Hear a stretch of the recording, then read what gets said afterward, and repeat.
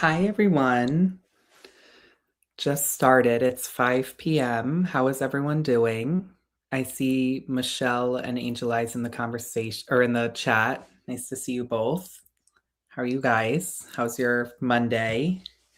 Sad that it's Monday, right? I hate Mondays, but I just love a weekend. I had a really nice weekend yesterday. I was super happy because Spain won the World Cup, so that was amazing for me. Um, so I'm doing well. Hi Designs, Laura, how are you?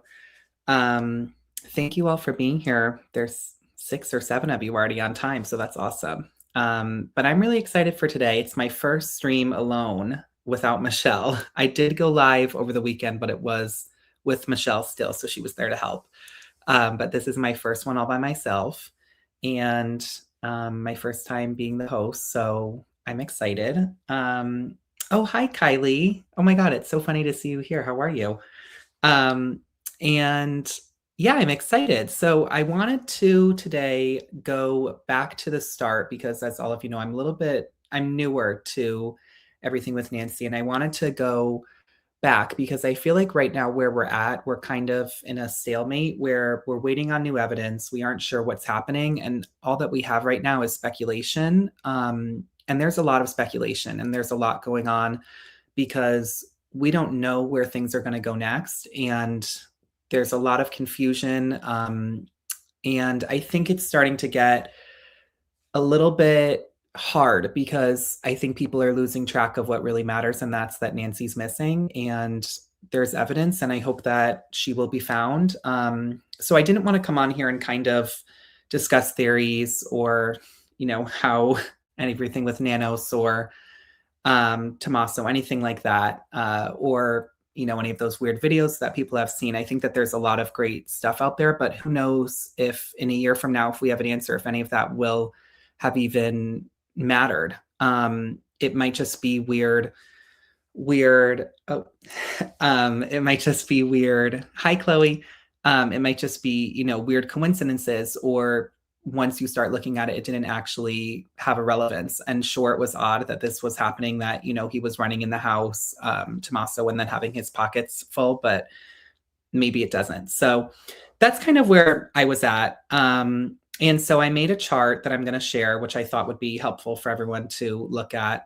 I've never done this before, so I'm literally going to be like someone's grandpa trying to figure out how to share the screen. So please bear with me. Oh, I agree. Designs Laura. She looking into her life. It's really, really sad when you think about living such a full life and just how amazing things seemed for Nancy and just how comfortable she was. And then to have this happen is just really sad. And I just think it's sad because this shouldn't be her legacy that this happened to her.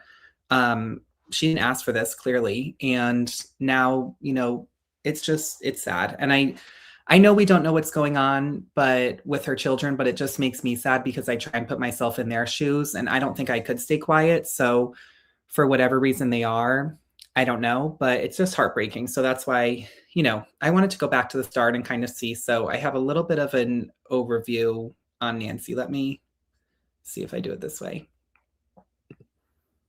Oh, maybe I'll try and make it bigger. Can I do that? Can everyone see the screen? I don't know if it's being shared or not. It says full screen layout, so I'm not sure if it's being shared. Can someone let me know in the chat? Or maybe I'll do this actually. This might be better for everyone. Okay, so this is my chart. Can everyone see this? Let me just make sure. I see it on my end, but Michelle, Angel Eyes, someone let me know if you guys can see it. Okay, perfect.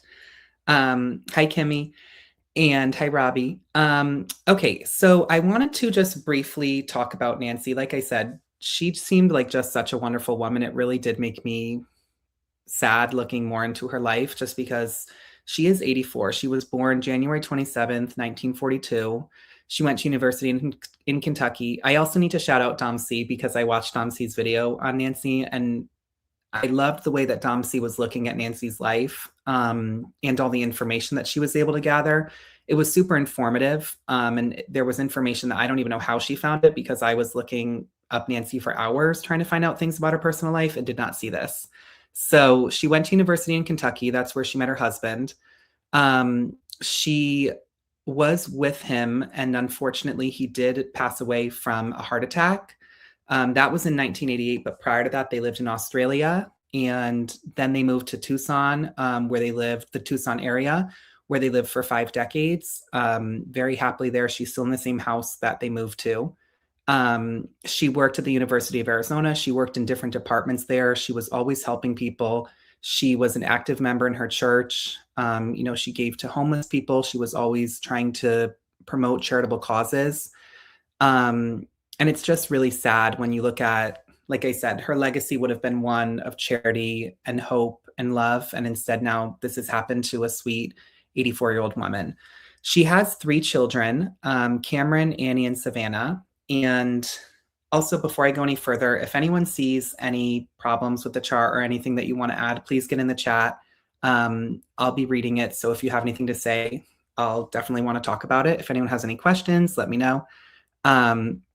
But Tracy, I totally agree. I would never be quiet if my mom was missing.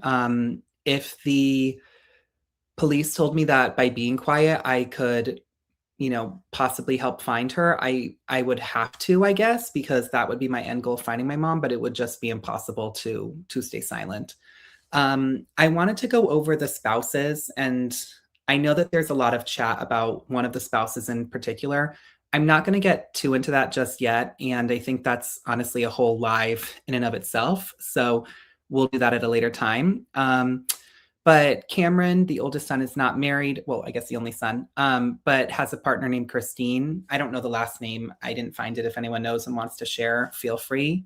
Annie is married to Tommaso, and I believe it's pronounced Cioni. He's originally from Italy, but he's lived here for the past 20 years, and he's a teacher. And then Savannah is married to Michael Feldman, who works in media. She was married once before to another broadcaster, but they are divorced. And many people know Savannah because she's an anchor on the Today Show. And while her husband, Michael Feldman, does work in media, he works as a, consultant. So he's not actually a broadcaster. The note, which I don't know if everyone can see because my face might be blocking it. I might be able to move myself. Can I do that? Nope, I don't think so. Sorry, but it's just me saying that Nancy did live in that house for 5 decades. And people note now that she had limited mobility, but she was still mobile. She could move. She was in a good state of mind. She was happy every day of her life. She could talk. She used a mobile phone, well, a smartphone, which some people who are 84 can't. So that's awesome. And she was in a good state of mind, because I think that's also something important to notice when people first hear this. A lot of people are like, why would she be kidnapped? She probably was just confused and maybe had Alzheimer's or dementia and walked out in the middle of the night. But that has not been confirmed. And while that was maybe the original thought, the evidence is not pointing to that. So unfortunately, it does seem that she was abducted. But she was very happy. People describe it as one day she was playing mahjong and, attending events with friends. And then the next she just disappeared, which I think is really hard for a lot of people to wrap their heads around. It's your friend who goes missing. We talk a lot about the family, but she had a robust social life still at 84. And that was taken from her, and she was taken from her friends, which is terrible. So I'll get into the timeline now. I wanted to talk about the timeline and try and stay away from the messiness of the ransom notes, because there's a lot of speculation around, are they real? Are they not real? Michelle and I had a great chat about that, and I definitely want to talk more about them, but I just didn't think when looking at the timeline, it was appropriate. So we'll talk more about that later. And I will try not to get into any of the nitty gritty that kind of can have some speculation. Towards the end, we will. But I wanted it to be more so kind of like a podcast where we were just chatting about what really happened right from the start. So on January 31st of this year at 5:32 p.m., Nancy took an Uber to her daughter Annie's. She lives nearby. She lives 10 to 11 minutes. It's 4 miles away. They live very close, and this was a regular occurrence. At 9:48 p.m., she was dropped off at home by Tommaso. The garage door opens at 9:48 p.m. At 9:50, the garage door closes and Tommaso drives away. Two interesting things to note here are that in the original press releases, they made it seem as though she took an Uber both ways. And then later it was clarified that Tommaso drove her. And then now, when it's spoken about, at least the last few times, it's only been that they've said a family member. They haven't indicated what family member, which is interesting. On February 1st, at 1:47 a.m., the doorbell camera is disconnected. So while we know that this happened, there is footage. You can see I have a photo of the masked man. There was a man who came up and he disconnects it. He's being really odd. He has a large backpack on with reflection strips and he's waving plants in front of the camera until it eventually disconnects as he's seen tampering with it. It's a really weird video. Hi, Janet. How are you? And Kimmy, I agree. That's one thing to note before we actually move on.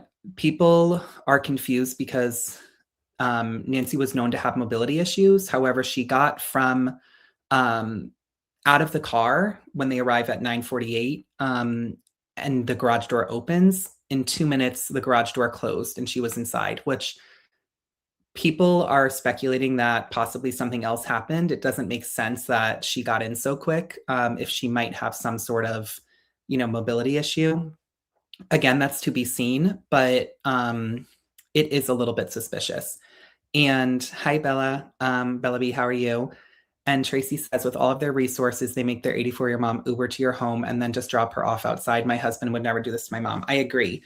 I think it's another one of those things where why would you not make sure that your mom gets in okay? And, talking about the security, well, I guess your mother-in-law, but talking about the security camera, it's also weird that she's 84 and you don't pay for any kind of subscription to ensure that she's getting in safely, that there aren't more cameras, that there isn't a phone call or a text exchange, as far as we know, to make sure that she got in okay. It's just a little bit odd. So again, don't want to get too much into that, but there's some weird things going on with this timeline. At 2:12 a.m., this is when the man comes and is seen tampering with the security equipment. So it's the camera outside. And this is only one gentleman who's coming up. Again, we're assuming it's a man. And he's coming up, tampering with it, waving things around. At 2:28 a.m., so just under 20 minutes later, her pacemaker, Nancy has a pacemaker, it disconnects from her phone app.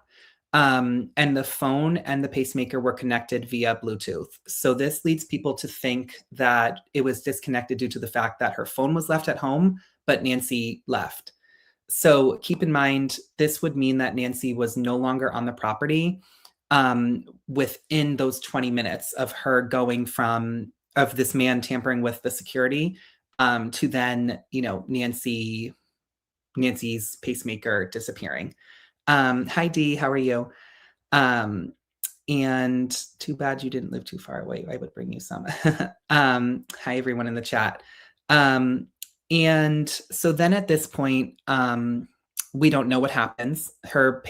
The pacemaker disconnects, and that's all that we know until 11 o'clock a.m. She does not show up to a friend's home to watch a virtual church service. So this is another interesting thing because at first it said that the church called the family and said she's not here. But then it was later discovered that since COVID, she's been attending an online service. So she wasn't going in person. So this was some weird confusion, again, with the Sheriff Nanos, who seems to be just really confused and saying whatever comes to mind. We don't know why he said that, but she was going to a friend's house to watch a virtual stream. She was not going to church in person. However, one of the people there, one of her friends, this friend has not been identified or spoken out, contacted the family. We believe that this friend was a woman and called Annie to let her know your mom isn't here. They did try and contact Nancy, as far as we know, via text and phone call, and she still never showed, which was weird because she would do this every Sunday with them. This was another one of her social events that she would constantly go to. And at this point, they go over to the home and are searching. It's believed that they got there just after the call was made because, clearly they live very close. Um, and at that point, they call the sheriff's department, and the sheriff's department arrives very quickly. And that's when they begin to notice that there's a lot of concerning evidence that something's not right in the house. That's when they start to realize it's probable that she did not just walk up. She didn't, she was in her right state of mind. She didn't just get up and leave. She was abducted. And to get further into it, there's a trail of blood on the porch. At this time, they didn't know this, but after obtaining, the video camera evidence, we see that some man came and disabled the camera, but at that point, it was seen that it was missing. Um, they looked into it and her pacemaker disconnected. When you look at what's there in the house, her phone and Apple Watch were left behind, as well as her medicine. And this is important because Nancy had medicine that she needed to take daily in order to live. And it's believed that without this medication, it could be fatal to her by not taking it. Hi, Doug. How are you? So these are three concerning things. Her wallet was also left. So that's the fourth thing that was left behind, which doesn't make sense because, people thinking, oh, she went to go start a new life. She went to go do this. How would that be that she wouldn't take her phone and Apple Watch, her wallet, or her medication? I don't think an 84-year-old woman who has a huge family is looking to just walk up and start a new life, in some country. I don't think that's what happened. The blood on the porch was later determined that at the time Nancy was taken and this blood splattered on the porch, it's determined that the blood, you can look at the levels of oxygen in it. And I am not a scientist, so don't quote me on that. But the levels of oxygen in it show that Nancy was still alive at this time. The police did recover DNA from the property, but the unfortunate thing is that there were a lot of people going in and out of the house. We don't really know that the sheriff's department did the best job trying to collect DNA from what people may have been touching. And even weirder was that the doors were found open. There was also a gate that was left open. And people don't know why, because that was not normal. She wouldn't have left the doors open, as people say. That was not normal for her to be doing that. So someone must have propped doors. And the reason being, we don't know, but that's what has led people to now think, were there possibly multiple people? Was there forced entry through the back? What was going on that, there's some sort of other doors open, and why was that happening if there's blood on the front porch, but then there's no blood on the back as far as we know? And shut off. Yes, definitely something seems weird, like her phone was shut off or something. It's very odd. Yeah. Don't pace 100% of the time, meaning the battery wouldn't die quickly. Oh, that's very interesting. I believe, can someone in the chat clarify? I think her pacemaker, while it's disconnected, they believe it's still pacing. And I don't know if that's the correct verb here, but I think they say that despite, regardless of what's going on, the pacemaker will still work after the fact, even if the heart isn't working and functioning. I don't know if that's 100% correct, but that was what I was gathering. So, this leaves us kind of on day one with a bunch of questions. And like I said, I'm kind of compiling evidence that was received after the fact, because what they had to do was now go and try and find what evidence they can, because they were left with very little as far as we know. So the gentleman who went in had a large backpack, and people believe that it probably wasn't planned, because the backpack was, that he wasn't a professional, because the backpack has reflector strips on it, which you would think, if you're trying to be discreet, you probably wouldn't want anyone to be able to see you. And a reflector strip, the second a car turns their lights on you, is going to indicate that there's a person or someone standing there. So we don't know what was in the backpack. I know Michelle thinks it's a wheelchair. I'm just kidding. Michelle doesn't think that, but someone does think that he had a wheelchair in the backpack. If you watch the video, it's overly stuffed. It's a huge backpack. So we don't know what was in there, what was going on, if possibly there was something that they used to transport Nancy out of the house, if there was rope. other things in there that who knows what they were going to do with them. But it's just unfortunate that, we have this video and then it disconnects. It's also important to note that they haven't confirmed when, but there was another time where this individual came. People think it's between January 10th, 11th, and then towards the end of January, January 31st, because that was when the sheriff's department asked for footage from the different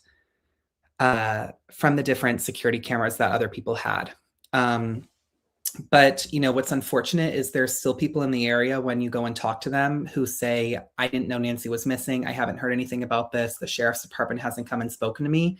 So you don't know how much evidence from these cameras they really collected, which is unfortunate because there could be valuable information of a car going by, of someone walking by who was suspicious. People did note that they had seen someone in the neighborhood the month prior, but again, that all could just be weird speculation or just someone remembering something after the fact just because they hear that, someone's missing. So we don't know really how true that is. Going back to the doors being propped open and just kind of how weird it is that this one guy's at the front disconnecting and we don't know what's happening. People do think that there's probably more than one person involved in this, and that it wasn't just one person going into the house to get Nancy. It was likely that there was someone else who was assisting, and possibly they went in the back. So it's interesting. And just to note, the one man on there with the mask, we are not really sure. I see Angel Eyes saying, why was he in there for 41 minutes? I wasn't aware that it was 41 minutes he was in there. Do we know how we know that he left? But yeah, D, poor Nancy. Hi, Maisie. So that's kind of where, we end up with, where there's still a lot of questions because we haven't been given any more meetings, unfortunately, with Nanos, even though he does give out conflicting information every time he speaks. We don't really know what's going to be next, and we don't know why the entrances were propped open. We haven't heard anything else about the blood. We don't know what DNA they recovered from the property. Kimmy's saying he could have been in there for hours. He could have, because that's the thing. We don't know what happened between 2:28 and 11 a.m. Someone could have gone in there, taken Nancy, and then two other people stayed. Someone could have gone in there and they all stayed with Nancy the entire time. We have no idea what happened in there. And I hope eventually that they are able to piece together what might have gone down in the house. And I pray that it was nothing too traumatizing for Nancy, if it was the final moments of her life, which I obviously hope it was not. But people think maybe Nancy never arrived home. People think going to, what does Tommaso know? Did he actually bring her home? Did he take her to a third location, not his house, not hers? And we don't know where she is. Do we think maybe this was an inside job with Tommaso because there's a lot of weird evidence with him? For example, he was the last person to see her. He and the family, with all the money that they have, they never had a subscription for the camera, which if you're getting a camera, you would think the entire point was to make sure that your mom is getting home safe, to see what's going on at your mom's house, what's happening. And that never happened. And the family's not speaking out, especially we really haven't seen anything from Tommaso. And people have noted that Annie's body language is extremely strange in any video that she does appear in. We have no idea where they are, and they're certainly not out there looking. They're not starting search parties. They're not arranging any kind of services for Nancy, any kind of vigil, anything of that sort. The memorial for Nancy was cleared away. So we just do not know what's happening. Do we know when that picture was with Nancy with the bandage on? I don't know. I did see that, but I'm not sure when that might be from. Does anyone know? Angel Eyes or Michelle, possibly, or D? I can try and pull that up later too.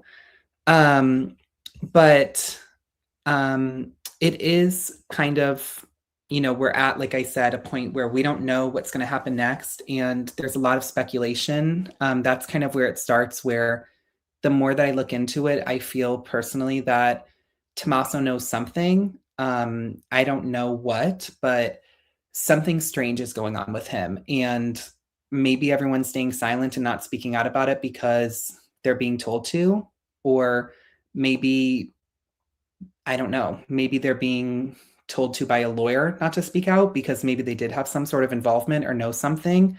People speculate that possibly what was going on was it was just going to be a quick, break in, and then something went really wrong and they couldn't go through with the plan of the ransom. Um, it would have been a good idea, as Laura's saying, to have a life alert necklace for her safety. I mean, she could have fallen, and it's odd that you wouldn't want that. I get it. You live 10 minutes away. But when a relative has mobility issues and is elderly, why would you not want to have the maximum security for them? Again, I'm sure she wanted to stay in that house, but it is kind of odd when you think about it. I mean, as far as we know, she was still managing the household fine, but that's a lot on an older woman to be doing all the housework and everything. I believe she did have a maid, but still, it just does not make sense. I don't think I would want my mom at 84 there. Even if I lived close, I would just kind of, force her out at that point. But like I said, Nancy was in a good state of mind and really had no mental ailments. It was just physically her body was not how it used to be. So she could have been in that house fine, but it's also just odd that you would leave her there. Why wouldn't you have a script? Yeah, given all the resources, I think that's part of the question too, is why wouldn't you have a subscription? But, unfortunately we can't go back. Nancy's missing and they're not putting any of their resources, any money, any efforts on, social media or anything to try and find your mother. So that's why I think Savannah's probably being told that she needs to stay silent. Again, this is all speculation, which I know I said we wouldn't do, but here we are. I think that, maybe there's some greater reason for staying silent. And even though it's probably breaking everyone's hearts who's being told you have to be quiet, there must be some reason for them not to speak out and not to say anything. If it was me, I would definitely be doing things to try and, find my mom, like arranging search parties, or like I said, people still are saying in the area that no one's come to speak to them. No one's asked for their Ring camera. The good thing is they did set up the hotlines, and they also have a link to submit your Ring camera footage. And I believe it was that they got over 24,000, submissions. Who knows how many of those were real or valid, but with evidence or information. There's a really confusing video of Sheriff Nanos talking about how many gloves there are in the area that could be possibly the glove that gentleman is wearing, the masked man. But we don't know what gloves they've gone through, if they really did a good job collecting them. People were having to call multiple times and wait on hold to try and get their evidence to be collected. It does not seem like they did the best job, and they were not prepared to handle something like this. And I think that the publicity that the case got also didn't help. But at the same time, I do think it kind of goes to show that we need to hold these smaller sheriff's departments and police departments accountable. Just because they're small doesn't mean that everyone shouldn't be trained on how to, handle a case like this. There shouldn't be people who we don't even know stomping in and out of the house, muddling with evidence. And it was definitely causing a lot of confusion. I don't think the sheriff, even though he's an elected official, doesn't have the best public speaking, and says a lot of things that are contradictory. And the picture with the bandage on her arm, wondering the date. I'm not sure. If anyone wants to look up that photo and try and see, I'm like, we need someone to figure that out. But yeah, so looking at it, it's just one of those things where I wanted to go back to the start because I feel like right now we're kind of at a weird point where we don't know what's going to happen next, or really what's happening. It's been 6 months since she's gone missing. So we haven't heard any update. We really have kind of just had radio silence. They've been getting after streamers in the area who are trying to come onto the property. Well, not even come onto the property, but being outside. There were arrests made, which is very confusing because they weren't actually breaking any laws. They were just there, showing the house and showing the area, trying to bring awareness. And next thing you know, they're being arrested, which kind of makes people think, what's actually going on here? Is this some sort of Nanos is involved in something shady? Why is he gonna go and take action against the streamers who are just trying to help, and they aren't really being taken seriously? But at the same time, it's important that people are able to discuss cases like this. So it's a little bit difficult, I'd say. And it's disappointing as someone who's interested to not have any update. And there's so many people who want her to come home, and we haven't had any update. We don't know what's going to happen next. And I think it's just unfortunate. But moving forward, I think it's important we look at the ransom notes, but I didn't want to do this time because the ransom notes, we aren't sure what's real, what's going on with them. There's a lot to be said about the ransom notes. And the different videos of Savannah and her family, there's so much to look at in the case that once you stop looking at just the evidence and just the facts, even though there are some confusing things about them, once you start looking at everything else, it starts to get really confusing because, as I said, right now, I think maybe Tommaso knows something. I'm not saying what, I don't know. But then you look at something else and it's like, okay, you know what? I think he's innocent. And then you look at this and you think this person's guilty, or you think, is this some greater force trying to, get after Savannah, trying to get revenge at her for some reason? We don't know. And that's when things start to get really confusing. And you can talk in circles. You can talk for hours about everything that's going on. And it gets really, really confusing really fast. So looking at it, I think I always just want to bring it back to the fact of, you can look at the timeline, but still, we don't know if this timeline, how I put it at least, is that, with her pacemaker disconnecting, is it true that whoever was going in, they took Nancy away and that's why it disconnected from her phone because her phone was left there and she left the property? Or did she never arrive to the property and her phone was placed in the house? There's a million and one different ways to look at it. It's just very confusing and hard to unpack. And I think, at the end of the day, again, it's sad that this has kind of become Nancy's legacy, and Nancy hasn't been returned home and her family's not calling for her to be returned home. Bella B says, I'm not understanding this pacemaker stuff. I don't know. What are you not understanding? We might be able to help. But with the pacemaker, it was that Nancy had a pacemaker for her heart. And I'm not an expert on this, but the pacemaker helps your heart to ensure that it's beating the correct amounts of time per minute. And again, if we have anyone who wants to hop into, oh, hi, Beach Girl, how are you? If we have anyone who wants to talk about that further, that would be great.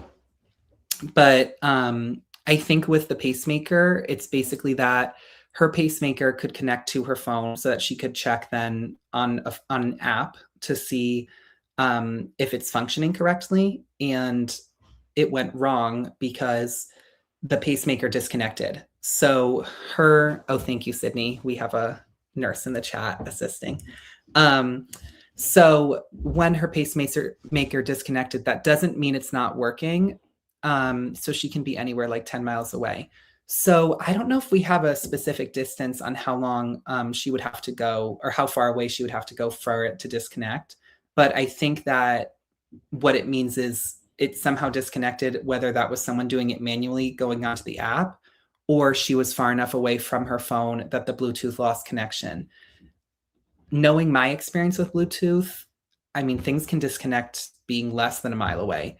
So if she was really far away from it, I'm sure it would have disconnected, but she could be close by. She lives in the desert where she could be somewhere not even that far from her house, and they might not know. As we know in one of the ransom notes that people do think is real, it says that she's in nature, which could mean that, her body's in nature, it's in the desert somewhere, and because it's further away from her phone, it disconnected.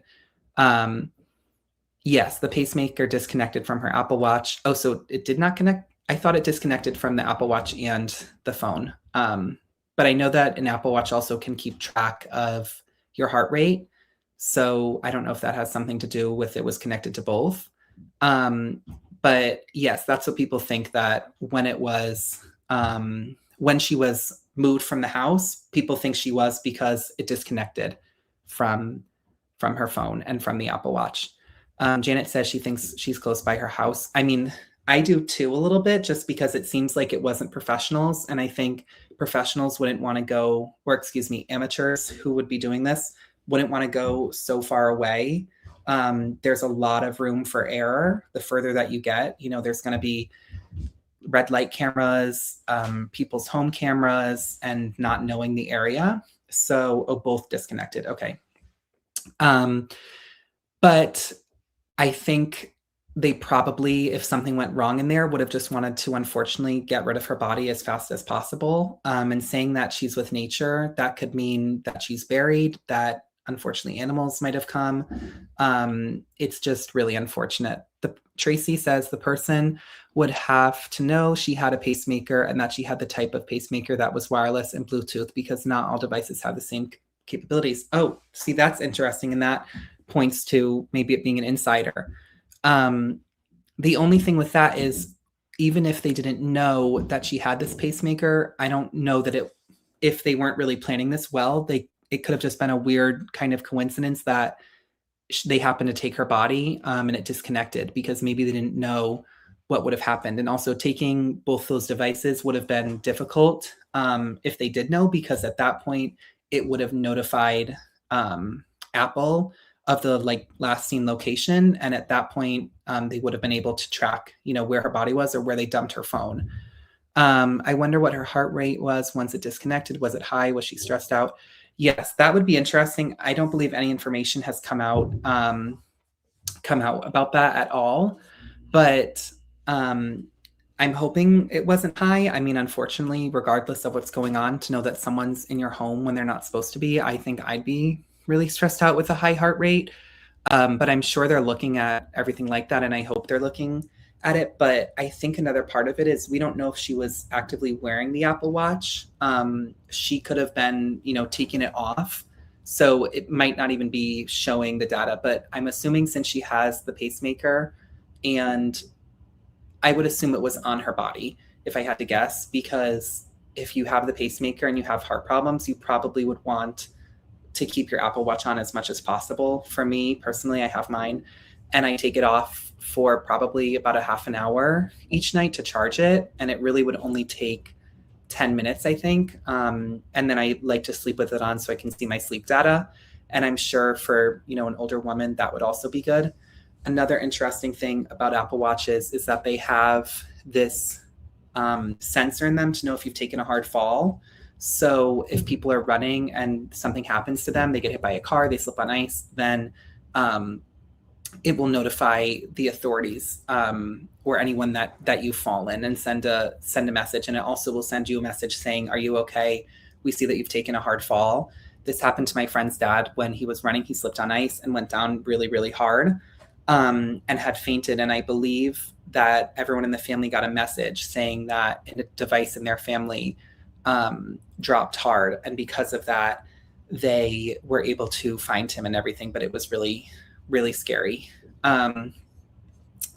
But I don't know. As far as that goes, I hope that, she wasn't, it's one of those difficult things, because if it was me, I know I'd be stressed out. I'd be so scared. I wouldn't know what was happening. But for her sake, and like I said, she's just such a sweet looking old lady. And everything that you read about her is she just seems amazing. I would hate to think of her struggling or being scared in the last moments of her life. Bella B says, so she could have been away from her house as long as she has her phone and Bluetooth, right? I'm not sure, but I think what that means is, if she had her phone and her Apple Watch with her, it wouldn't have disconnected.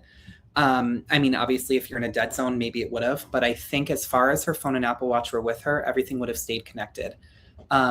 And it is 100% certain that the phone and the Apple Watch were found in the house. They were not found elsewhere. So we know that those objects were in the house and Nancy wasn't, which shows at some point there was an ability for the Bluetooth to disconnect, which was at 2:12 a.m.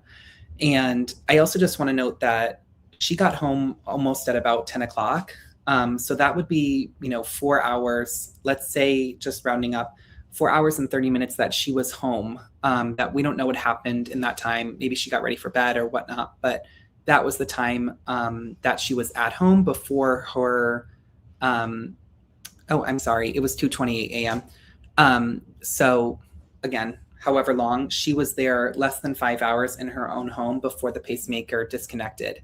And at that point, we have no idea what could have happened, because clearly Tommaso did not escort her inside to know if there was already people in there. Why were the doors propped open? Then a man shows up later, tampers with the camera, and we have no idea what happens at that point. He could have already gone in the back and then come around the front to tamper with the camera. We have no idea. Tracy says the physicians can also read tracings from pacemakers from weeks, months. So it would be interesting if her heart rate wasn't escalating. Maybe it was someone she knew. Well, that is interesting, actually, because if it was someone and she just thought something was going on and she needed to be with her family or someone that she knew, she wouldn't have been surprised and scared. And also, I'm curious, because as we were saying, if she didn't have the Apple Watch on, it wouldn't show a reading.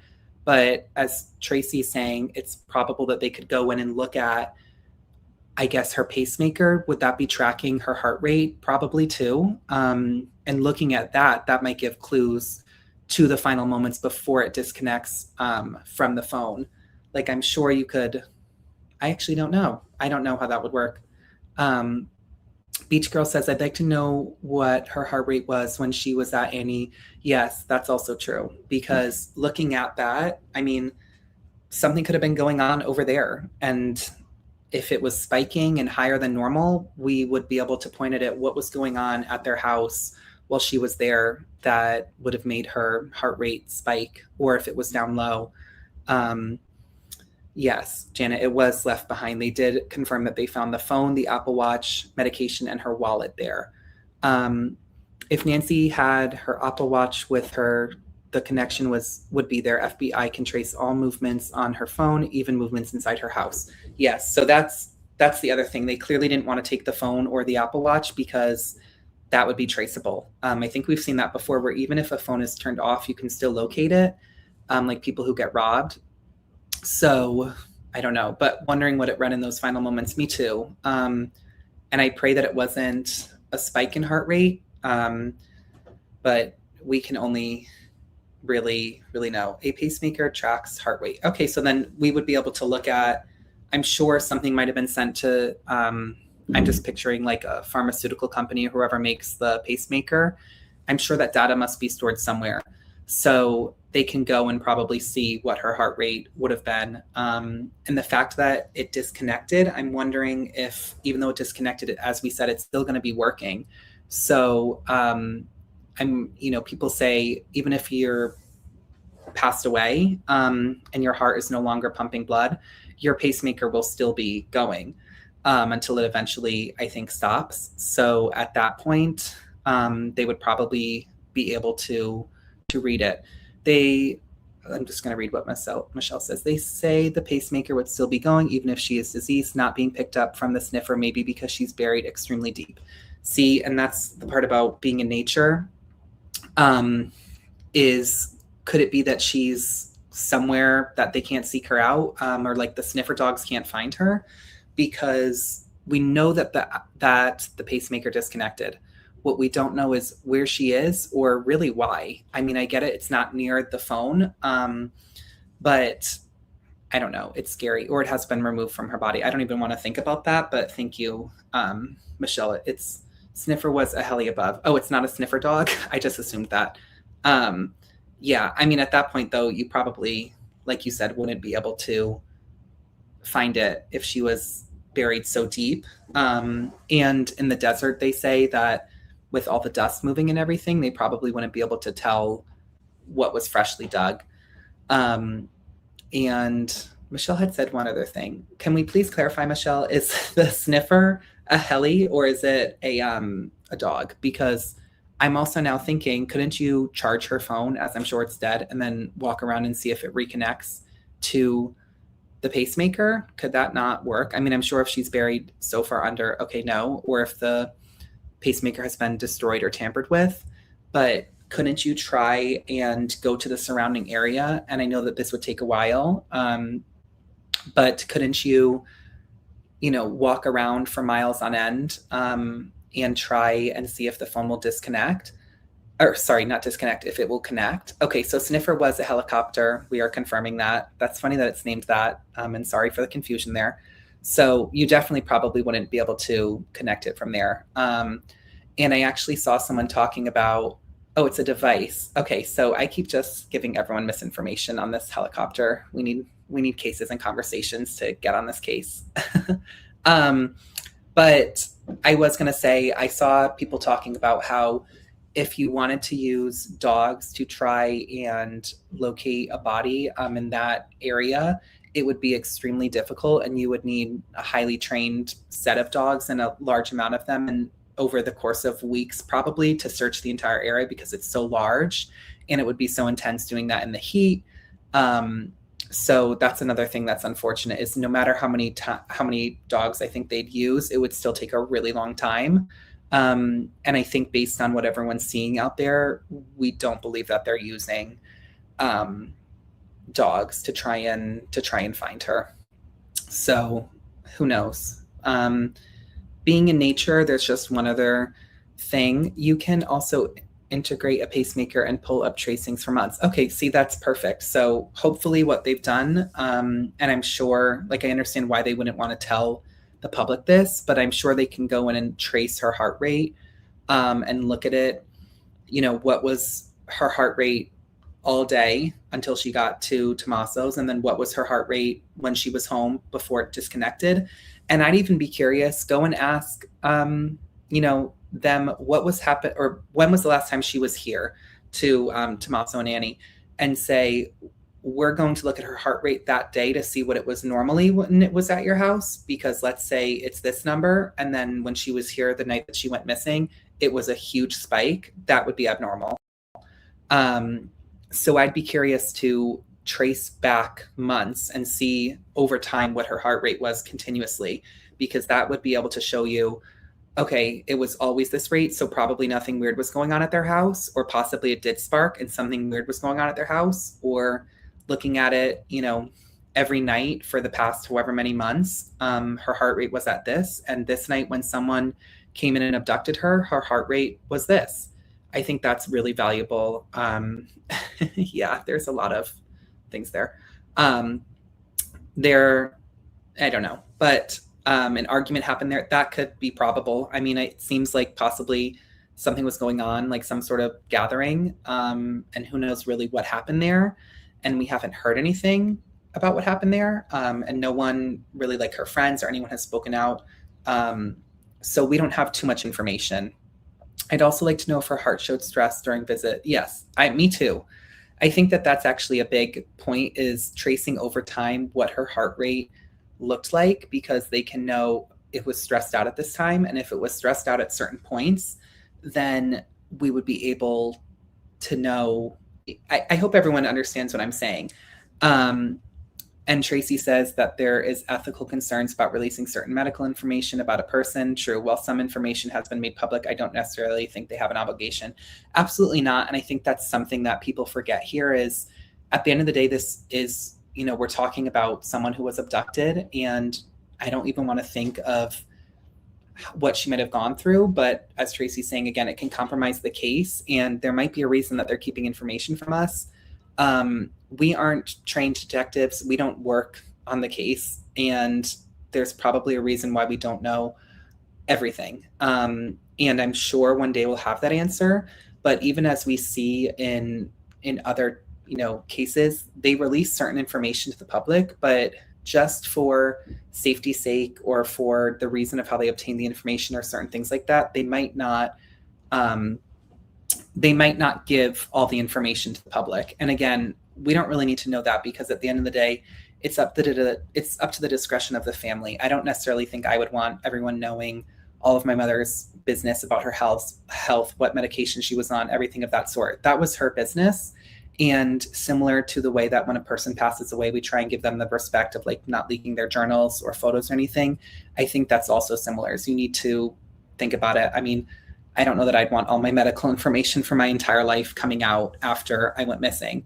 And I get it that people are curious and it might help, us figure it out, but it's really only certain people need to know. And, if you're not one of them, then you really don't deserve to know about someone's personal life.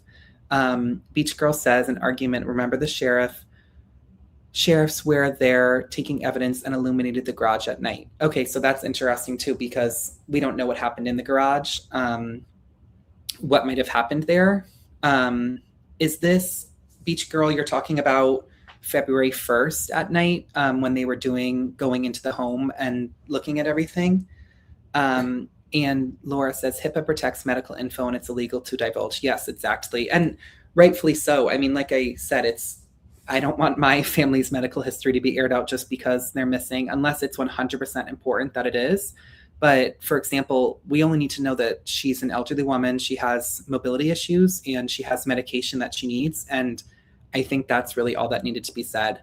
About her health and about her condition, and also that she was in a good state of mind, so people don't assume she just walked off, because I know that happens with elderly people, but this wasn't the case here. She would not have just walked off into the night. She would have known better, for lack, So again, I don't think we needed to reveal all of her medical history. That wouldn't have been fair to her, and it's not important to the case. But if she did have Alzheimer's or something like that, that would have been something that should have been said. But she didn't. And again, if the family didn't want to reveal that, that would kind of be up to them. But the sheriff's office has a duty, and, they need to try and find the person. And I think that's also going into what information they share is definitely going to be deemed important, so the public has it. At least we would hope so, because I think that's another issue here, is we don't really know how much we can trust the sheriff's department, how much we can trust what they're saying. And I'm glad that the FBI is involved, because I think they would probably do a better job, and it seems like they have been. Again, I know we don't have all the information, so it might not seem like that, but just in my opinion, I think having the FBI involved is helpful. Beach Girl says that it was at Annie's. See, I was not aware of that. So this is news to me that Annie at Annie's house, they were there in the garage at night. And I mean, I'm not really surprised to hear that they were taking evidence. Illuminated makes me think, was there some sort of like black light? I don't know if JLR and Brian would have seen that when they were there, but it's just scary to think about. And who knows really what happened, but if they have evidence from there, and they might be able to piece together what might have happened in that garage, if something did, then I hope they're taking it, and maybe that might point to where Nancy is, or what might have transpired there in the time between, Nancy being at home and then Nancy going missing. Or rather, Nancy being at their house, Nancy being at home, and then Nancy going missing, and her Bluetooth disconnecting, because that could be really important to the case. And I think it is interesting how you don't really see the siblings, banding together, standing together during this, aside from the videos. So it does kind of make me think, is Savannah upset? Why is Savannah not speaking out? Savannah has a huge platform and she's not using it. Does she know something that we don't?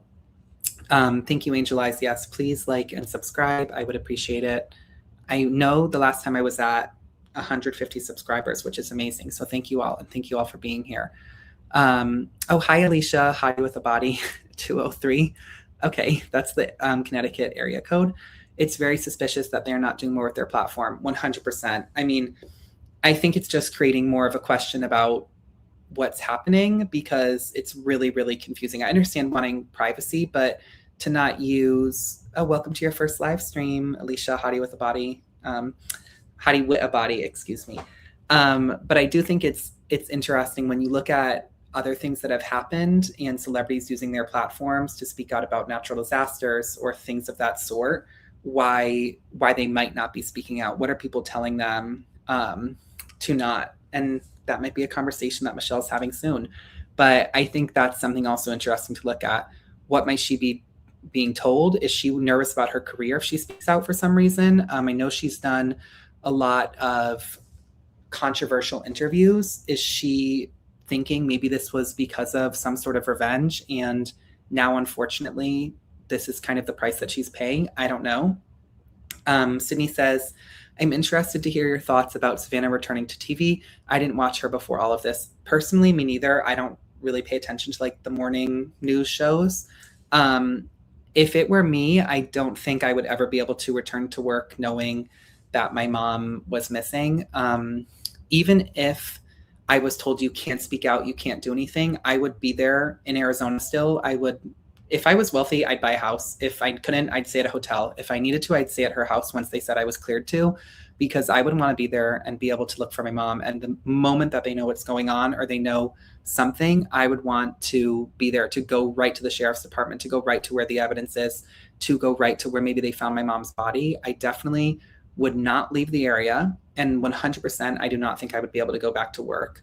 I just don't understand how. I mean, I get it. You have children and a livelihood and a husband and whatnot, but I don't think that would have been me. And even to take on new opportunities, she's hosting now a game show, a reality show of some sort. And that just is odd to me. I don't know why you're going to take on new opportunities and more work and make yourself arguably busier when you are going through this. Yep. Michelle says, this is why I'm having a PR manager who works with celebs coming on. We can ask him why. I think that's what's interesting, is wondering from if someone in the industry, why would she not speak out? Because what are the repercussions of speaking out? We see it a lot with certain people not speaking out about politics or things like that. And I don't think we know why would you keep this in? It's also just a little bit odd if I was Savannah's coworkers to not really ever bring it up past the initial weeks. And I'm not sure. Maureen says, agreed, it's very odd, especially if you're clearly affluent, so would be able to take time off. Exactly. I mean, I don't know about her contract. That could be something. But again, your mom is missing. Who cares about a contract? I know I wouldn't. Like, I would leave everything behind to go and look for my mom. Or like I said, if I couldn't speak out, if I couldn't be seen in public, I would still be in that area. I don't think I would be able to focus on anything else. And me personally, I think I would hire a team of investigators, because I would want to know, and I'd want people to be putting pressure on the sheriff's department. And when you look at how great of a job everyone on YouTube has done, even just, looking at who's going in and out of the house, who's doing this, who's doing that, I would be curious to see all that. I wonder if Savannah's watching it. And I do, just to assume everyone's innocent, I wonder if all the family members are watching and wondering what's going on. And what are these people finding that the police are missing? Because with the live stream, it's 24/7. They're seeing things that the police aren't, because the police are leaving the area. And that's why I think streaming is great. And, looking at how things have evolved, people have been able to use the internet really positively. And people have different expertises that certain police departments might not have. And through these online sleuths, they've been able to solve a lot or figure out a lot of different things. So I hope Savannah and the family are keeping up and seeing what's going on. I know I would be. Even, again, like I said, if I couldn't say anything, I'd have a burner account. I wouldn't comment on anything. And I would just silently be watching, hoping people might piece something together or find some new evidence that would make sense to me that maybe could assist. Tracy says, let's see. I was an avid morning news watcher for all the many years I stayed home with my kids. Savannah was not my favorite host. I know that's an unpopular opinion. It bothered me greatly when she returned. Okay, see, so who knows, Tracy? Do you have something to do with it? No, I'm kidding.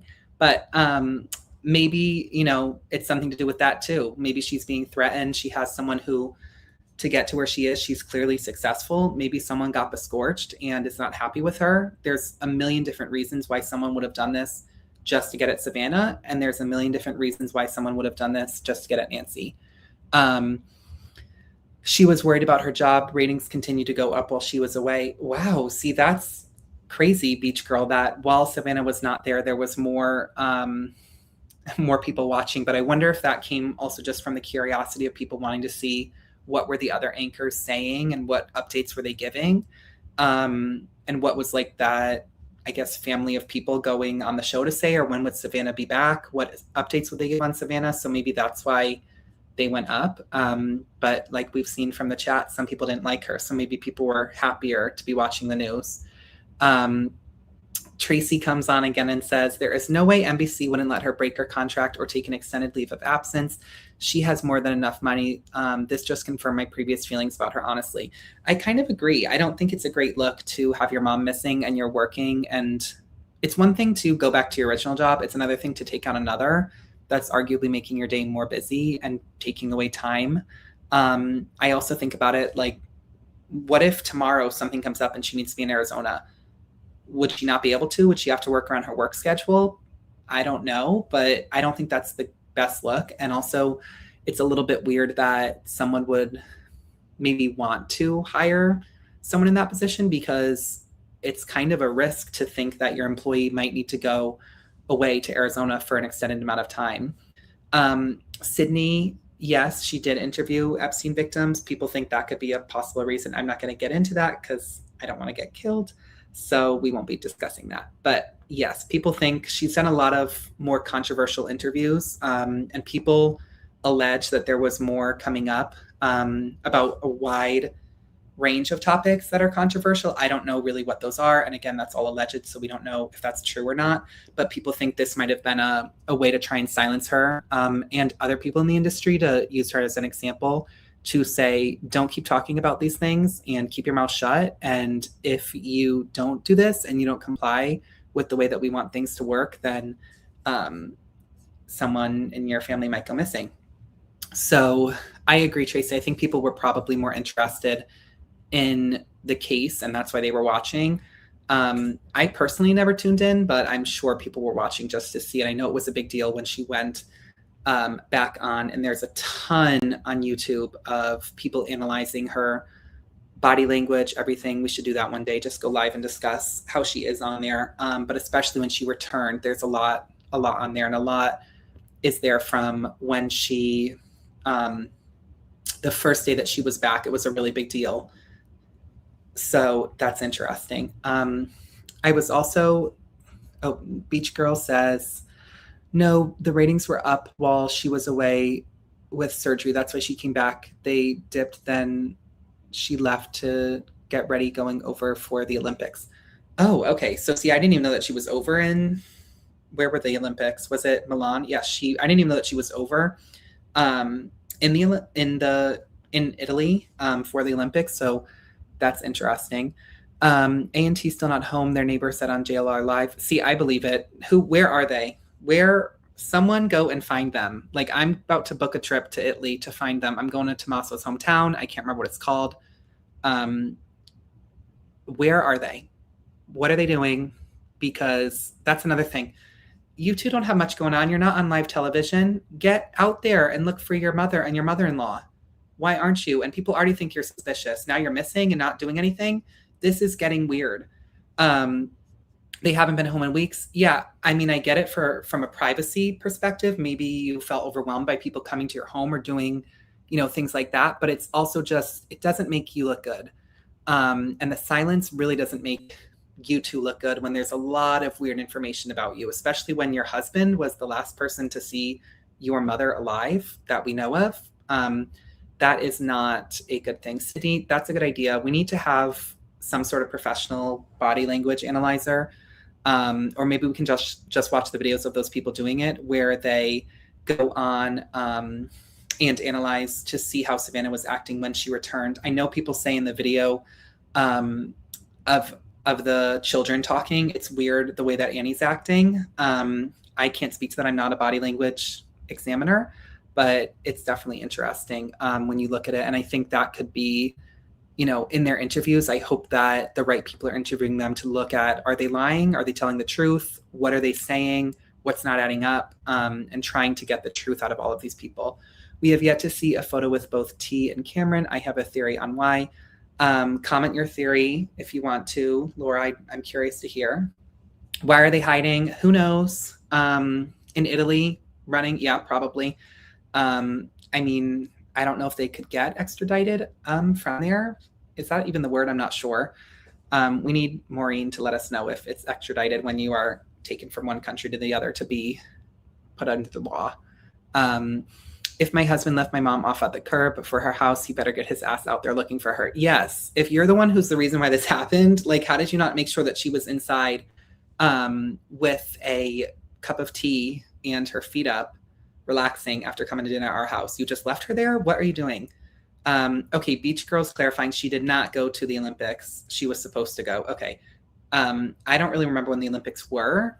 I don't know if that was during this or after. I don't have a great timeline, but I'm 100% in agreement with Tracy. Somebody said when JLR put up a restaurant on his live to where it showed Chi Brother, they thought they saw A&T in the background. See, that's interesting. So maybe they are in Arizona hiding out. And again, maybe that's for privacy reasons. They're overwhelmed by what's happening, but something suspicious there. I don't know why you wouldn't try and do something. Like, it's odd. They're the ones who were there and should be getting updates and going out in public. For the amount of coverage that there is in that area, the fact that no one's even seen them really driving into the sheriff's department and all around to go talk to the FBI is really odd. I know that there's the video of them from a while ago, but nothing recently. It's strange. It is summer. People say that they would spend part of the summer in Italy, but to be gone for such a long amount of time feels weirdly pointed. So, bye, Michelle. Hope you have fun at Pilates tonight. We'll see you soon. The Olympics were in February and this happened, and they were supposed to be leaving very soon after. Okay, see, I was not, that makes sense then that she didn't go, and I'm glad that she didn't, because that would make her look guilty. But I guess some other relatives of hers might be staying in Italy to hide out from whatever's going on. One moment, I need to drink some water. I don't think I've really taken a good breath or had a sip of water since we started this. Oh, Janet, I didn't realize this. So it was in Italy that they thought they saw them. So that's interesting. I mean, I wouldn't be surprised. I think there's two different ways to look at it. One, you're going to Italy because you're hiding from what's going on, because you're guilty. Or two, you're going to Italy because you're hiding from what's going on because it's making you uncomfortable that there's so much people looking into it and you just want to detach yourself from the situation. And again, that could be because they know something that we don't, but we don't really know. I think just looking at the timeline and looking at everything, it's so much, there's so many questions. And, it's confusing, but a lot of it does lead back to Tommaso. And that's what's kind of frustrating, where it's sort of like, what does he know? What is happening? And where do we go next? I don't think there's any way. The last night she was seen was January 31st, so just the week before. Wow. Okay. Yeah. So wait, the last night she was seen was January. Oh, okay. Sorry. I realize now we're talking about Nancy, because the Vanna was supposed to go on February 6th to go to Milan for the Olympics. Yeah. I mean, I think that's good. At least she wasn't over in Italy working. I know that was kind of the point where she needed to be here, but it is interesting that, 6 months later, we don't really have any answers and she's still not trying to do anything. I mean, maybe she is behind the scenes. Okay, Sydney, why is everyone so suspicious of Tommaso? There's a lot of weird things with him, Sydney. Like, many people have deep running conspiracy theories centered around him, which is a whole other discussion. But just to give some information, he was the last person to see her a week before the Olympics. Okay. Last one to see her, which I'm pretty sure in most cases they say that the last person to see them or be identified as being seen with the person is the one who's done it, which would make sense. Also, I think just his involvement by being so close, and the fact that there was no subscription on the camera, no one's talking, no one's looking. They're the ones who are in Arizona and none of them are doing that, is really odd. And there's also been a lot of weird video of him. Like, I know we were all on the other night discussing all the things in the pockets, like what was he going into the house to get? Why was he running through the house? And the first ones there. Yep, they were also the first ones to get to the scene. So it's almost like, were they the ones who, like, how did they know? And again, we don't know who's the one who contacted them. Did anyone even ever contact them? Because it kind of wasn't clarified. That was another weird thing with the sheriff, how it went from being that the church contacted because she didn't show up to it was a church group. And 3 covered his face. Yep. So last one to be seen, last one to see her. Laura saying has not spoken out, covered his face, no search, leaves town, weird full pocket video. Yeah, he's the pocket guy, Sydney. So if in case anyone doesn't know, there's a video of him going to the house with the FBI agents, and it's odd because he leaves the house with his pocket stuffed, who knows with what, but it's a really suspicious video. It's weird how he went from the front door, the garage, all the way to the backyard and went through the back door. No one really understands what it is. You can spend hours watching it and analyzing it, but it's a really weird thing. And he just looks like a weird guy, in my opinion. Janet says, changing the subject for a minute, after your live, go watch the interview. You will learn a lot about nanos. I don't know how to email yet. LOL. Oh, I have an email. It's justmaxxofficial@gmail.com. But yes, Janet, I do want to watch that. I was totally involved in like Nancy's life today and everything, so I haven't watched that just yet, but I'm going to watch it. And I do want to do like a video. I think Michelle and I might try and go live to talk about it. And there's just a lot of weird information. So I'm curious to see what the interview room is saying. And I think that's the thing, is like the 2 most suspicious people that we know of are Nanos and Tommaso. And who the heck knows what is going on? In my opinion, Nanos needs to go. It's just, yeah, it's odd. And yes, he does look suspicious in that video. Also, how he's like running out of the house and he has like this weird walk, and he's like wiping sweat off his brow, almost like he got away with something. I definitely found that video to be odd. How is he not arrested just based on him entering the house after it was declared a crime scene? Is that legal? The video of him entering that we're talking about is from a few weeks later. It wasn't from right in the moment. But I also do think the family got there from reports. The family got there and they were searching for her to see if she was at the house or outside or if she had fallen or something. And then that was when they called the police because they realized something was wrong. Thank you, Angel Eyes, for putting that in the chat. But yeah, at this point, that is also weird that he entered the house after they left. But I think they would have stayed there to make sure that he left if there was some reason he couldn't go back in the house, because it is his home. And I think they've taken all the evidence they could have from there. It is just curious when you look at his pockets being stuffed and wondering why were they so filled. I wish someone had like seen him prior to know, were his pockets so full?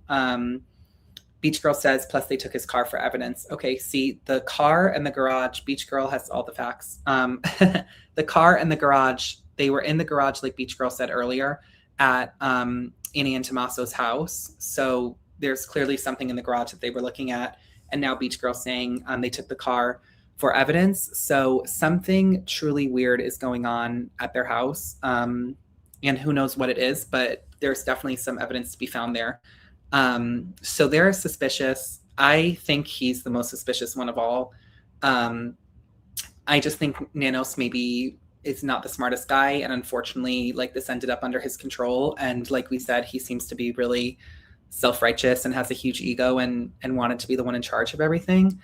They had it for a long time. Wow. So that's another interesting thing. They had his car for a long time and then he left the country, possibly. I mean, I don't know. I would be surprised though. Why would he be allowed to leave the country if he was a suspect? Wouldn't they have stopped that somehow? I don't know really how that would look. But I mean, I would hope he wouldn't be able to get on a plane or even book a flight or anything of that sort. They should have flagged him if he was trying to leave. And maybe he snuck out of the country somehow, who knows? I don't know why they went missing. But it's weird. And them having the car for a long time, that's also strange to me. I think it points to the fact that maybe there was something going on. And Laura saying how they didn't take the doormat, that is also weird how they left it there, because clearly the man who was tampering, the masked man, I don't know if you can see me circling him, but it's weird how you wouldn't take that to trace what was on the feet, or just even looking at it. I understand it probably got trampled on by a million different people, but there could have been a way for them to go in and look at the doormat and see what was on it, the bottom of it, and just try and look into that, because who knows, maybe it would have had some sort of evidence and they didn't take it. And at this point, probably all of it is useless. And yes, Janet, a lot of people do think he had a hand in it. I mean, I'm curious now to watch the interview room's perspective to see what they might have found, because I did see that there's a lot of interesting things being said about possible connections between Nanos and Tommaso that are super weird, and also people back in Italy who were over the same time. There's a lot of weird theories flying and scary things. But I just wanted to get on, I think we can start to wrap it up, but I wanted to get on and kind of do this as like a part one to look at just the evidence, the timeline, before any ransom notes, before anything else, and just look at what happened, memorialize Nancy. That's the most important thing. We need to remember that Nancy is missing and it is her right to be found. And I hope that we do find her, and we can have some peace, and the family can have some peace, and our friends can have some peace, and anyone who knows her can just have the peace of mind to know that her body can rest, and that it's not in nature, and it's not in this limbo of where we don't know where she is. It's just very, very unfair to her. Laura asking, have you been able to form any theories after this short time? Very quickly, I do think Tommaso has something to do with it. I think there's a lot of weird, suspicious stuff going on with him, and I just don't trust him. Oh, sorry, Tracy. Nanos and crew a bunch of crowns. Yes, I agree. I do want to hop back on sometime else this week, but I feel like it's a part of me wanting to make sure that everything I'm saying is completely researched and looked into. And I feel like at this point, without talking more about the ransom notes, all the interviews, and just what we know from what streamers have seen and other people have gathered, I want to talk more about that in the best possible way. And so that's why I want to do some more research and get back on here and talk. So hopefully I'll be live another time this week, and hopefully I'll have some fun, lives this weekend too with some of my friends. But I'll post videos updating everyone on that. But I just, I'm really, you're welcome, everyone. Thank you, Maisie. And you're welcome, Sydney. I'm happy because I think it's just important, with so much speculation and with so many theories flying around, it's important that we remember two things, which is the evidence, and also that at the end of the day, Nancy is missing. And I hope that we can find her. I hope that we can get her peace. And yeah, so thank you everyone so much for joining. I'm happy that it seems to have been helpful, and I hope that everyone liked my chart. Please send me an email if you want me to shoot that over to you. I know people have asked before for things like that. And send an email if you have any questions or any ideas for future lives. And I hope to be live again soon, sometime this week. I'll try and go live a few times. But thank you all. Please subscribe. Please like the video, comment, send it to your friends. And, I don't care how many people join, because I'm having so much fun, but it really does mean a lot that honestly, even one person is joining. So I'm having a lot of fun, and it's really special. I feel really grateful. I'm very thankful to everyone, and I'm happy everyone's liking it, because I'm having a really fun time. So I'm going to keep doing it. I'm going to keep talking, and we're not going to stay silent. We're going to find Nancy. Thank you, everyone, and I hope you have a great night. Bye.